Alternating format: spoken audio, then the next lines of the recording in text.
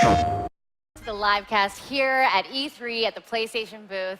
I am here with Pete Hines, and we are going to talk about The Evil Within. So if there's not enough reasons to lie awake at night in terror, now we have The Evil Within to worry about, which I'm a huge horror fan, but this is a different type of horror game. It's not a shoot 'em up heavy, blood and gore. There's a lot of, tension and stealth that are in here. So talk a little bit about the game.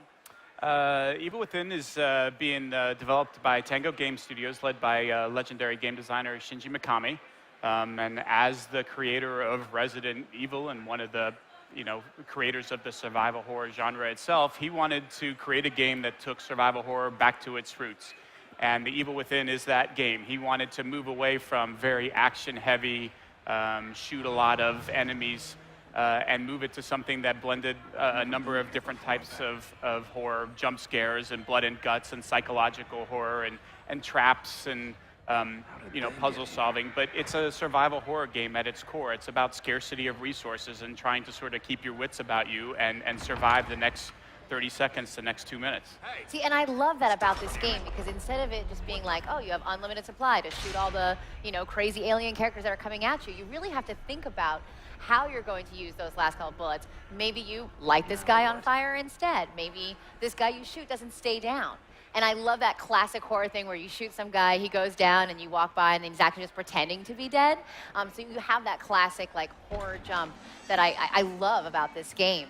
And I also really want to talk about the environment of this game, because it's so lush. The dynamic lighting, the animation. Talk a little bit about the technology that went into creating this landscape. So when Tango started making this game, they looked at technology and decided they wanted to use id Tech 5 as the basis for the game, because they felt like it was very adaptable. But obviously, id Tech was designed by id to make first-person shooters, first-person games, and being a third-person survival horror game has different demands and requirements. And so this is a heavily modified version of id Tech 5 to support third-person cameras, to do a lot of the things you were talking about, like dynamic lighting and shadows, because as a survival horror game, you really need those things to set the right tone and to create environments that Sebastian is playing in that feel very realistic and create that sense of immersion that's so important to a survival horror game. There's this one moment in part of the gameplay that's been released where you have to hide inside what looks like a locker, and all you see are the 3 little slits of light as this guy's with a chainsaw trying to chase you down.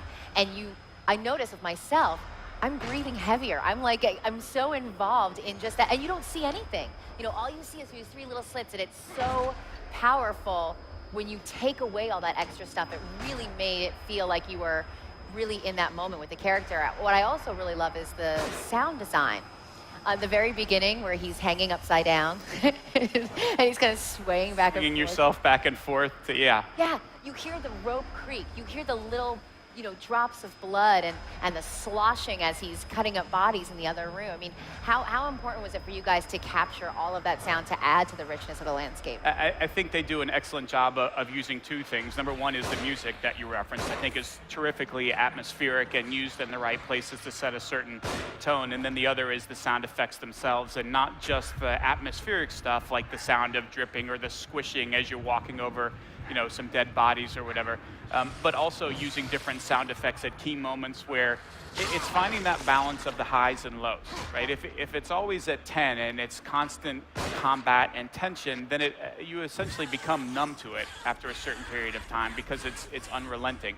And I think what Shinji is very good at, what makes him a terrific game designer, is the ability to find those peaks and valleys and to do them in such a way that they don't become predictable, right? It's not, let's have some dialogue, let's do some exploration, let's do combat, and then repeat. It's mixing up those things, and when you get it, and this time you open a door, the last 2 have had nobody behind it, so you're just absolutely certain that this time there's somebody in there, except there's not.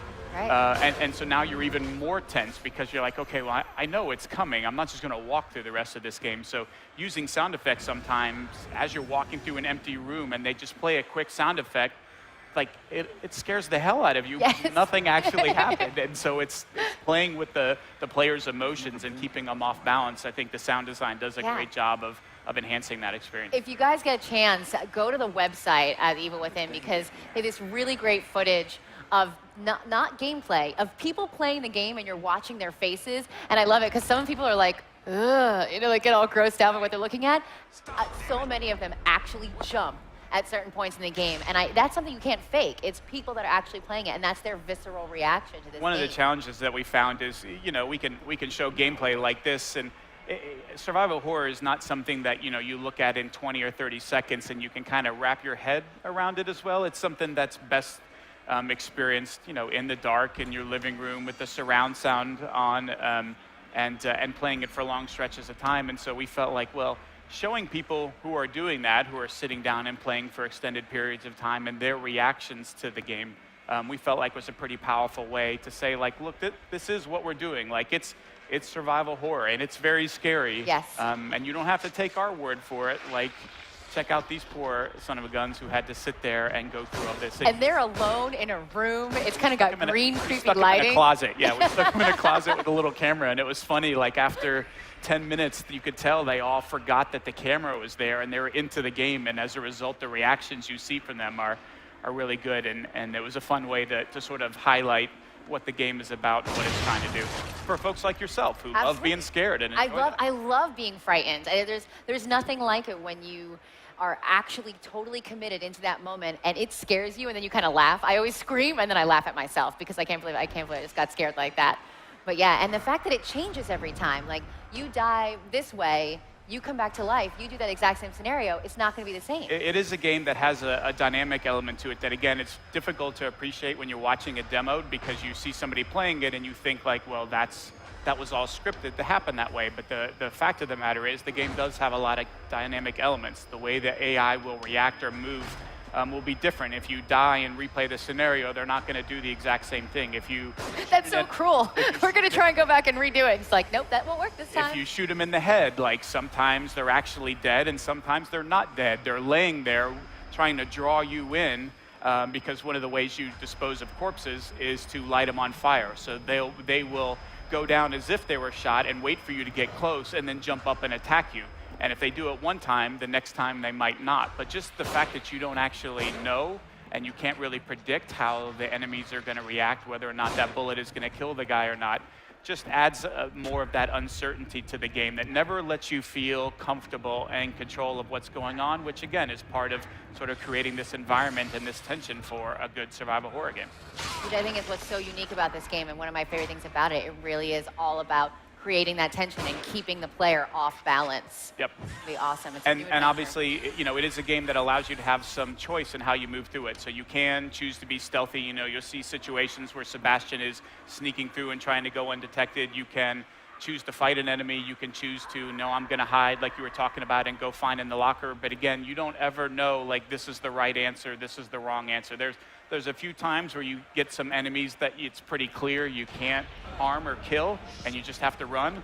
But it's all of the ones in between where you're like, well, I have 2 bullets. Like, maybe I can kill that guy, or like, maybe I'm going to die badly. And it's that uncertainty and allowing you the flexibility to figure out how you want to handle a situation. Are you going to leave the traps in the environment and try and lure enemies into them? Are you going to try and disarm them and use them to create bolts that you can use on your enemies? Like, it's that player choice and a bit of freedom there that really makes it an engaging and compelling game. And it makes it different for every player then. So when, you know, you might not have the exact same experience your friend is having playing the game. Exactly. I love how different all the baddies are. Like, just in the short piece of game footage that we see online, you know, you see at least 5 different types of bad guys that all look grotesque.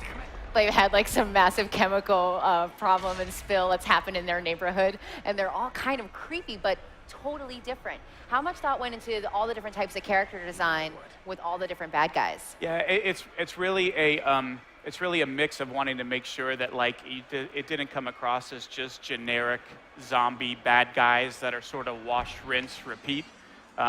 I find it interesting playing through the game that inevitably you'll come across an enemy who has been disfigured or had something horrible done to him, you know, metal spikes through various parts of their bodies that I hadn't seen before, and just little touches like that, you know, make everything feel just a little bit different and just a little bit unique, and then mixing up when you get sort of the regular enemies and when you get ones that provide a combat challenge that you haven't seen before, like they'll go invisible, and all of a sudden they go invisible for long periods until they appear and attack you.